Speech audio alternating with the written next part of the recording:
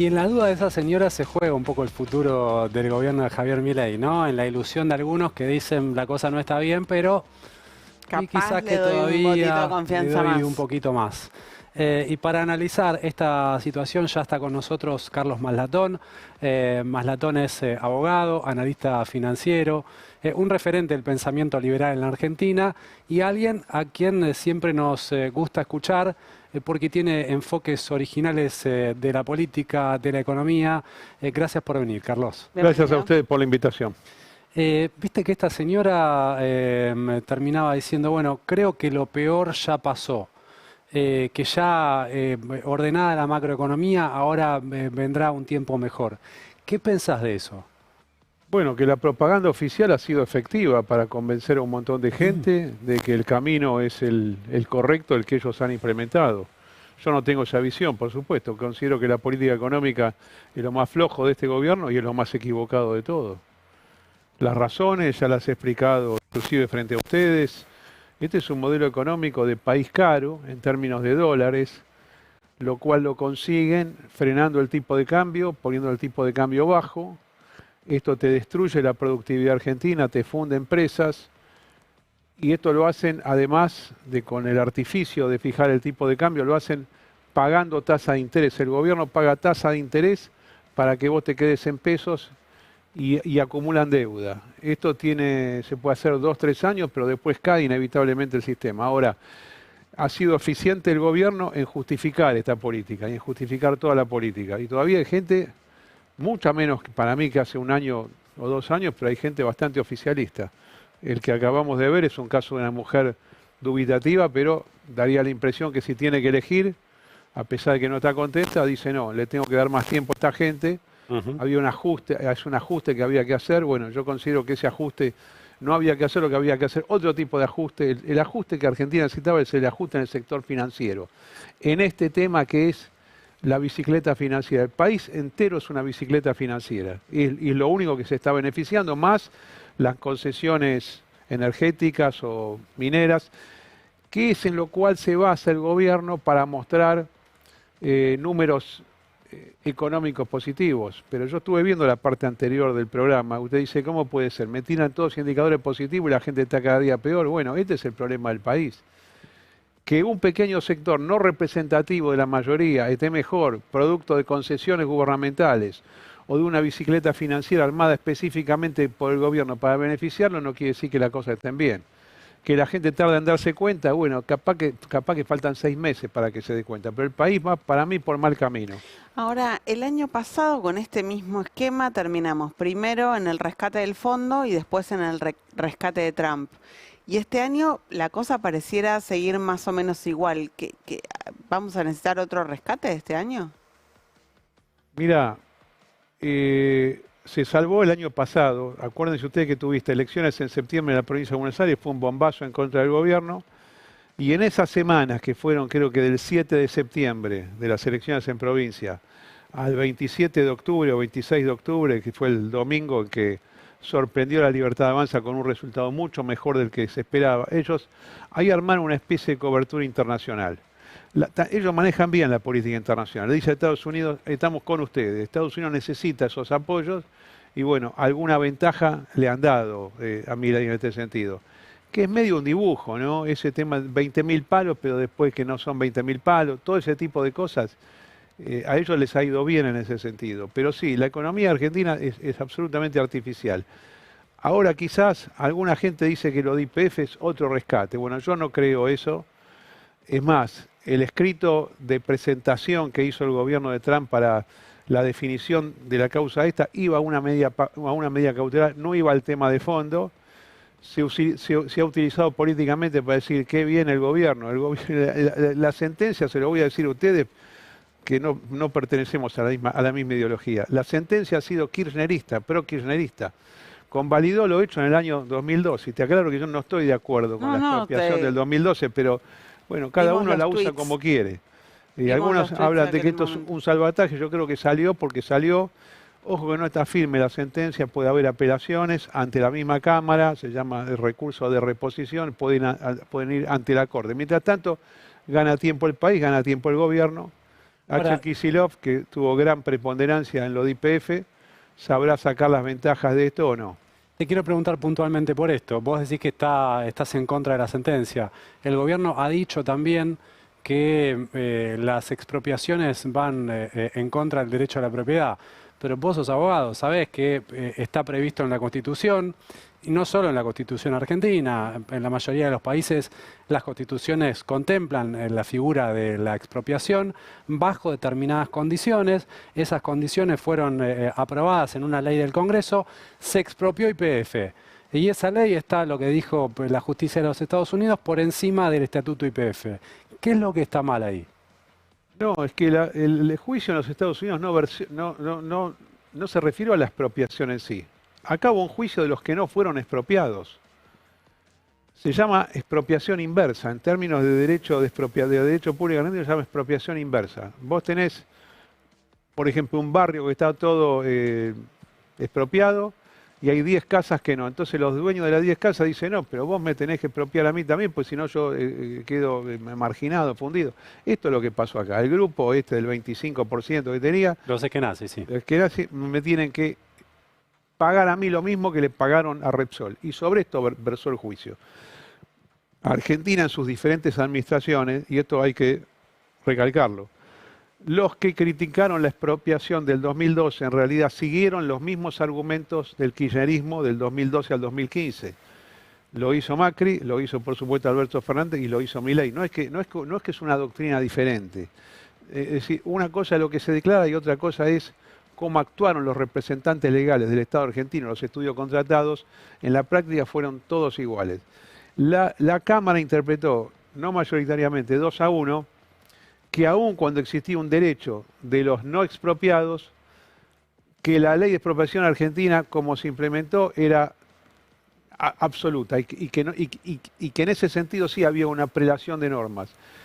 El juez de la minoría dijo que no, que eso era incorrecto. En realidad, cuando vos expropiás una empresa pública, esto es mi opinión jurídica, ¿no? Cuando vos expropiás una empresa que cotiza en bolsa, como era el caso como es todavía el caso de YPF, el comprador, la cosa que tiene que hacer es una oferta a todos. Se llama OPA, Oferta Pública de Adquisición. Mirá, hoy me estaba acordando, el comandante Chávez, expresidente de Venezuela, sacó 2 empresas que cotizaban tanto en Caracas como en Nueva York. Una era la electricidad de Caracas y otra era CanTV, o sea que tenía por sigla BNT. Un día dijo, no quiero ser el dueño pleno de esto y le pagó a todo el mundo. Yo, fíjate, en Venezuela hicieron más prolijamente las cosas, no tuvieron juicio, no tuvieron nada.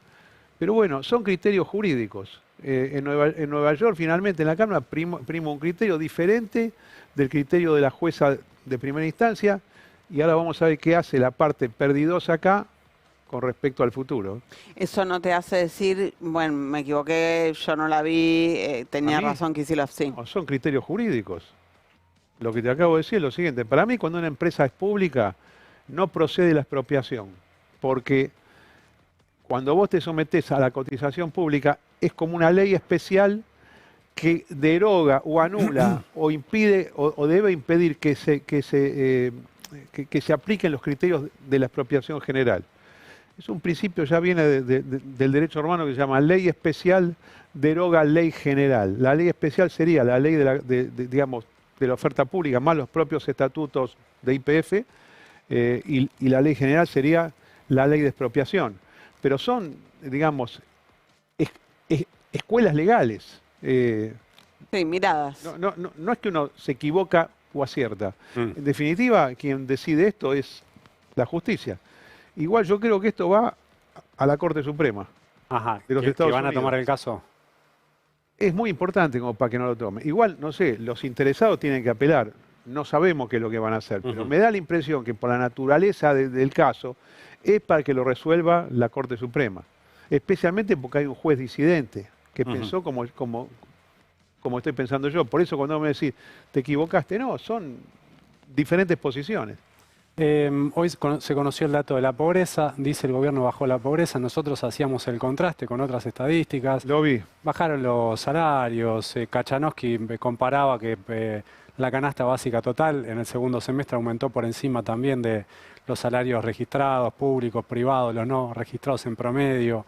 Cae el consumo, aumenta la desocupación. ¿Cómo baja la pobreza? Mire, yo les quiero decir algo con respecto a la pobreza. Es probablemente el número estadístico más falsificado en Argentina y viene hace mucho tiempo falsificado. Argentina es un país que se empobreció, pero nunca tuvo 54% de pobres. Eso es completamente falso. Yo conozco 90 países del mundo, conozco países que tienen 50, 40, 60. No saben lo que son esos países. Es la miseria total, no es Argentina.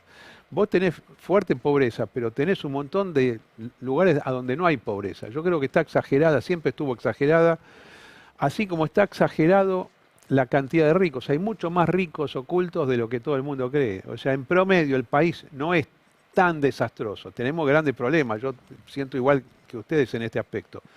Ahora, me parece a mí que el gobierno de Milei en los primeros meses le gustó exagerar la pobreza para decir, mire lo que recibo. Y ahora la tiran para abajo. Yo creo que el número ahora es más o menos el número real del país. ¿Cuánto dio? 28. 28. Bueno, para mí es el número real del país, pero no mérito de esto. Antes también era así, hace 5 años también era así. O sea, ¿vos pensás que toquetearon en algún momento el INDEC para...? Está todo toqueteado, la inflación, el PBI, el crecimiento, todo. La deuda pública está toqueteada, no está debidamente calculada. La deuda pública es una cosa gigante.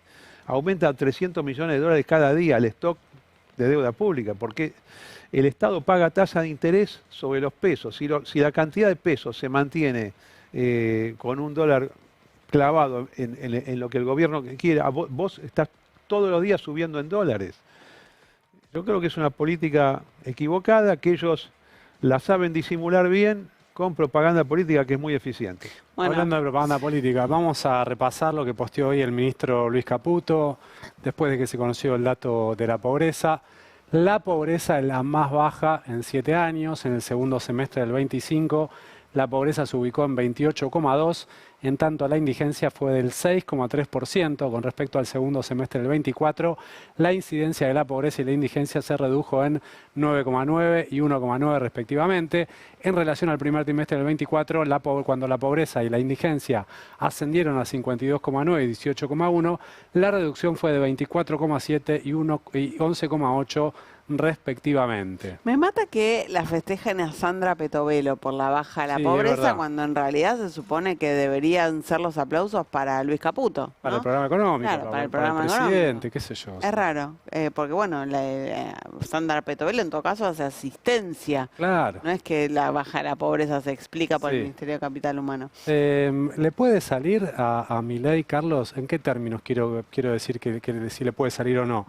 Él puede sostener una economía con crecimiento del PBI, que es un número agregado, que por supuesto después cuando lo desagregás tiene sus cuestiones críticas también, pero crecimiento del PBI, dólar controlado, y que eso le dé competitividad política. Yo creo que no. Para mí no, y la cosa que estoy viendo es un malestar general que va en contrario de lo que vimos en los últimos 2 años. Para mí está perdiendo consenso político. Ahora, una reelección va a depender también de quién esté del otro lado, ¿no? Me parece que el panorama opositor, y no es nada original la cosa que digo, no está claro en este sentido, ¿no? Debería perder las elecciones. Una persona con un gobierno así, con tantas equivocaciones, más los casos de corrupción que empiezan a pegar seriamente cuando la economía está mal, no debería ser reelecto. Pero también tiene que tener una alternativa política que hoy no está clara. ¿Lo conocés vos, Adorni?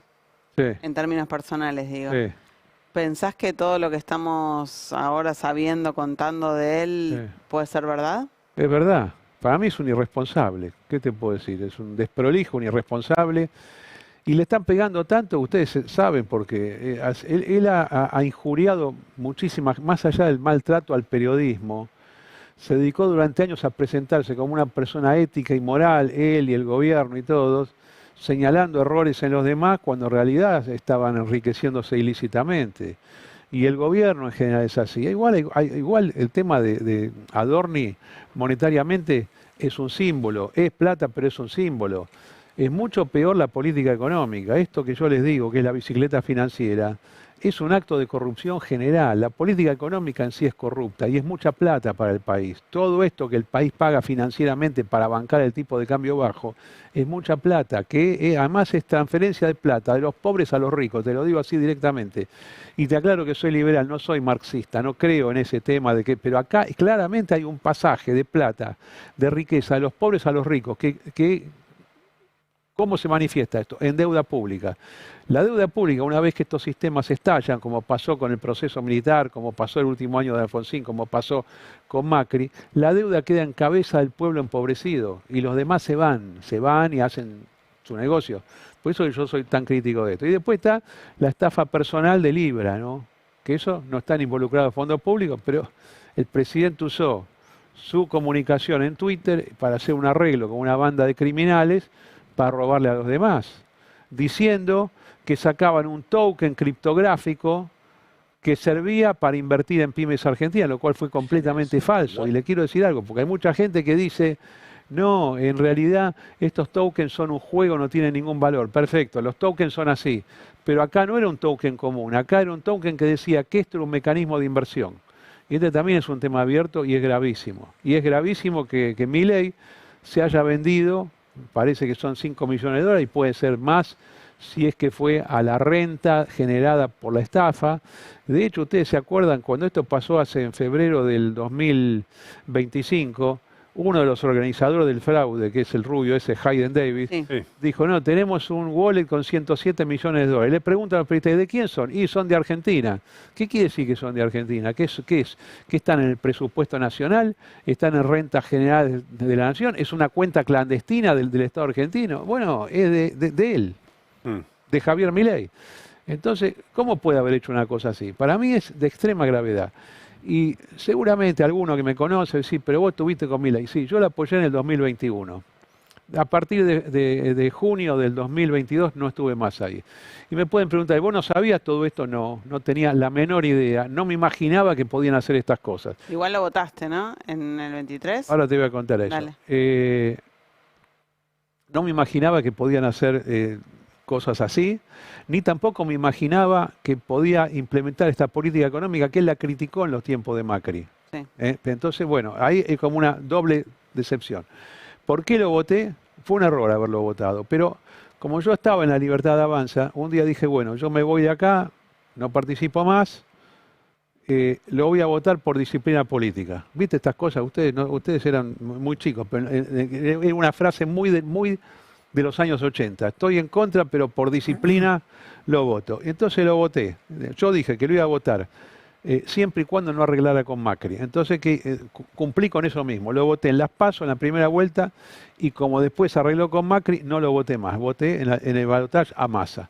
Un error. Si tuviera que ir para atrás, cuando me fui del movimiento LLA, nunca debía haber sufragado por eso. Especialmente no lo podía saber en ese momento por el mal gobierno que ellos siguen realizando. No quedó casi nadie de la época en la que vos estabas. De todas las personas que hablaron en los primeros actos y estuvieron durante 2 años, todos afuera. Todos afuera porque era gente muy ideológica, muy de principios. Ninguno de ellos hubiera hecho ni lo de Adorni, ni un caso Libra, ni lo de Andís, ese tipo de cosas. Y me da la impresión que ellos, Karina Milei y Javier Milei, necesitan tipos que les traigan negocios y que no tengan ningún tipo de principio ético. Entonces, toda la gente que ha quedado afuera, inclusive, por ejemplo, no sé, hoy me acordaba Diana Mondino, Marra, es gente que no iba a robar al Estado. Entonces, si vos no robás, parece que no sos potable para el gobierno. Una porque si no robás, capaz que un día te enojás cuando ves el robo. Y otra porque no le llevas negocio. La clave es llevarle negocios. Y lo que pasó con el caso Libra es una prueba tremenda de la cosa que yo te digo. Estos tipos, estos estafadores cripto, Milei quedó conmovido por esto. No, pero así que yo puedo ganar millones con esto, con un tuit. Y procedieron de esa manera. Por eso, la verdad que es una cosa totalmente inmoral y corrupta. Ahora, es una decepción. Carlos, esto de dar intereses en pesos para mantener controlado el tipo de cambio en dólares, no es el primer presidente que lo hace. Es el cuarto. pero Massa también, sobre el final del gobierno anterior, Sí. intentaban Sí. como fuera dar intereses altos para ¿Querés revisamos? que no se le disparara el dólar. Y que para ser bien científico con esto. La primera vez que se hizo esta política, que te aclaro, es única en el mundo. En otras partes del mundo no se hace esto. El Banco Central está para prestar, no para pagar plata. No está para pagar tasa. La primera vez que se hizo fue del 78 al 81. La segunda parte de Martínez de Oz y Videla. La segunda vez que se hizo fue el último año de Alfonsín, Plan Primavera. La tercera vez que se hizo fue, empezó en el año 2014, con Fábrega presidente del Banco Central, y lo siguió Macri con Sturzenegger en el Banco Central y después con Caputo. Alberto Fernández prosiguió con esta política y Milei, que iba a derogarlo todo, dijo, más que nunca vamos con esta política, por eso el ministro fue Caputo y no otro. Es un error nacional esto. Así que ya te digo, por la duda que alguien diga que estoy contra el gobierno, he criticado varias experiencias similares. O sea, y la alternativa a eso es no alternativa- remunerar los pesos y dejar que el dólar se vaya donde se tenga que ir. Sí, que no se va a ir a cualquier lado, porque en realidad esos pesos ya están emitidos. Si vos emitiste y, entre comillas, lo sacás de circulación y estás pagando tasa de interés, lo que estás haciendo en realidad no es sacando los pesos de circulación, porque en el consciente y en los cálculos que las personas hacen sobre su patrimonio, figuran esos depósitos bancarios que están remunerados o esos títulos de corto plazo que están remunerados. Los efectos inflacionarios ya están. No es que si ahora Caputo no renueva, que una parte quiere hacerlo ahora de manera tardía y mal, no es que eso va a ir necesariamente a inflación. La inflación ya está creada. Es más, yo les quiero recordar a ustedes, ¿se acuerdan que Milei en la campaña del 2021, en la del 2023 y en la del 2025, en varios discursos dijo, la inflación es siempre y en todo momento un fenómeno monetario, Por como supuesto. dijo el profesor Venegas Lynch, Sí. siempre dijo eso. Y también dijo, fuera de los discursos, cuando el Estado emite dinero, hay un delay, o sea, una demora para que se verifiquen los precios de 18 a 24 meses. Un rezago. Son los que ya pasaron, que Sí. un rezago.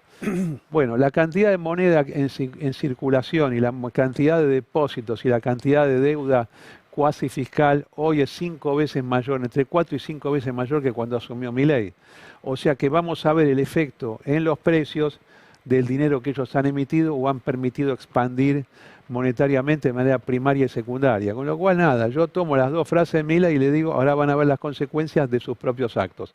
Y esto sumado a la corrupción, a la recesión que hay, la cantidad de gente fundida, de los logros presuntos que ellos tenían era la inflación. Ven como la baja, aunque sea artificialmente. Ahora no van a poder más estar con eso. La inflación no va a ser ni siquiera del 3%. Vamos a ver índices muchísimo más altos durante los próximos meses. Y eso yo entiendo que va a tener costo político. Va a tener costo político y que las cosas el año que viene no van a estar tan fácil para ellos como creen. Eso es lo que yo pienso. Ahora, alternativa política yo no tengo, saben, no hago política, analizo, opino por una mera diversión personal, escribo básicamente en redes, en X, en Twitter, pero qué puede pasar políticamente es una incógnita. Lo que yo digo es que el país va mal, por este camino va mal y que hay que corregirlo. Capaz que lo corrige Milei, pero no creo que tenga tiempo político para remediar el daño ya causado. Carlos, muchísimas gracias por haber Les venido. agradezco a ustedes. Gracias por los minutos. Gracias. Vamos a seguir analizando el índice de pobreza que publicó hoy el INDEC. Estamos